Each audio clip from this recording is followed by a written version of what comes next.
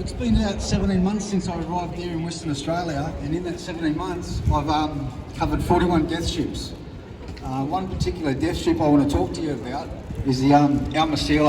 I'm telling you, this thing stinks. It's 189 metres long. It services the Middle Eastern countries over there in Kuwait, Jebel, Arab Emirates and Dubai. This particular morning I went down there.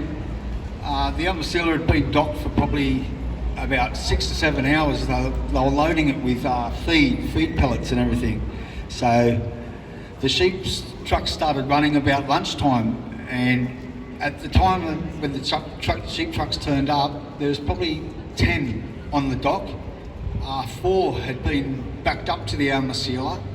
and these trucks hold nearly 700 to 800 animals, shorn wethers. And there was 10 trucks there, so there would have been 7,000 animals on this dock at this one particular time. Like, you don't even leave fruit and vegetables in the sun as long as these animals were kept in there. So I would watch this for about the next hour.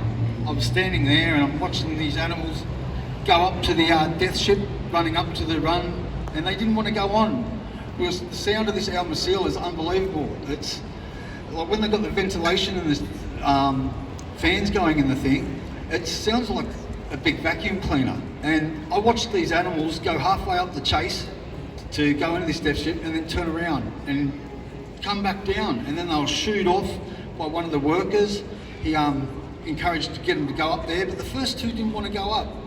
So they ended up turning back again the second time, and I'm just behind the fence, not being able to do anything, watch. I wanted to take them to the sanctuary. I wanted to save these animals.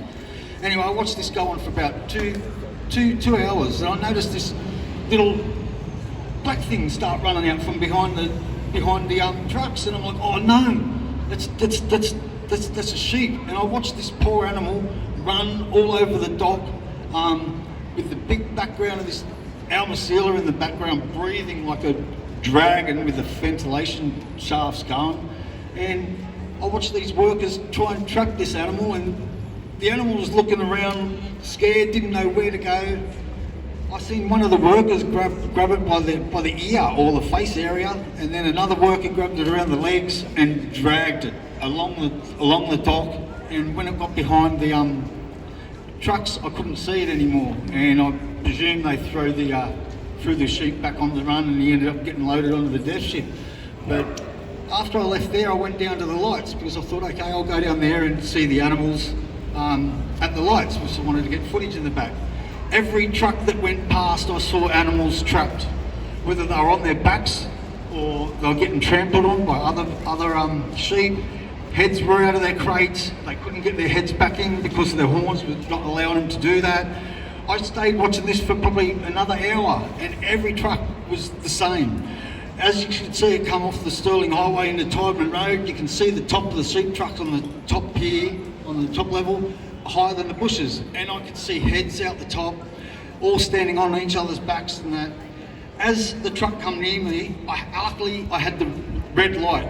I was able to go up to the truck, to the side of the crate. I went up to the side of the crate, I pushed this sheep's leg back in. As I've done that, the truck's air brakes have come on. I've heard, oh no, he's getting out of his truck. Anyway, I've stepped back from the truck. He's come out with a crowbar. He started chasing me right up Todman Road onto Stirling Highway with a crowbar, going, get out of it, mate, get out of it. Not in them words, mind you, he was pretty aggressive. And I just went, nah, go away, mate, but not in them words either. So anyway, I had enough of seeing that after spending 5 or 6 hours down there. And when I come home, I'm sitting there on TV and I'm just reflecting of all the stuff that I saw that day. Like, all the other shipments are hectic, they're never good. And my phone rings, and it's Bobby Kerr from Paradise Pastures. It's where I have 183 sheep rescues from live export, sales yards, bad farmers, orphan lambs, and any farmers that are moving to different properties that they surrender the sheep to us, and I look after them. And I got a call, and it's Bobby, and she goes, Baker, you're not going to believe it, we've got a rescue coming in. And I'm like, really, what, really? And she's gone, yeah, Bailey, he jumped off the truck on the way to the being loaded onto the N.A.R.D. So this one sheep, man, out of the 80,000 that were going loaded onto there, took the chance and thought, I'm not going to jump. I'm going to jump. And he's still living to this day free from human harm at Paradise Pastures in 2 And yeah, that's all I want to say about that. Thanks everybody. I was pretty nervous. It's the first time I've been in front of a microphone since court. Cheers, mate. You did really well, Baker. Right, yeah, mate. Well done, well done.